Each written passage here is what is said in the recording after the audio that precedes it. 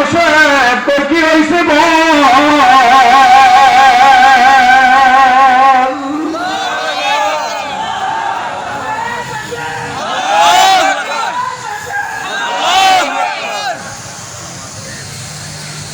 স্বপ্নের মধ্যে ডাক, বাবা অনেক রাত হয়ে গেছে, বলার সময় নাই। আসলে নিজের হিসাব নিজে করিয়ে দেখছি মানুষ হই না,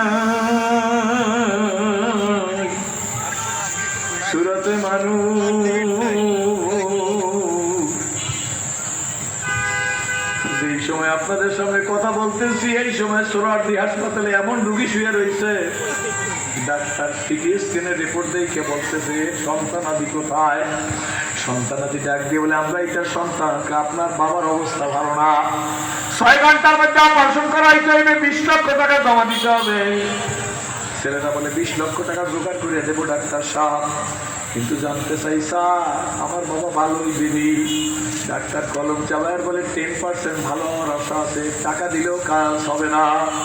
ও মিরপুরের মানুষ, মিরপুর না, মিরপুরের মানুষ, রাজধানীর মানুষ, আপু এ যুবক সোনামণি, একটু বুঝো, তোমাকে তো আল্লাহ সুস্থ বসায় রাখছে, ওই নিউরোসায়েন্স হাসপাতালে নেয় নাই, সোহরাওয়ার্দীতে ভর্তি করা লাগে নাই, মিরপুরে ভর্তি করা লাগে নাই, পাল্টনে ভর্তি করা লাগে নাই, ঢাকা হাসপাতালে ভর্তি করা লাগে না যুবক।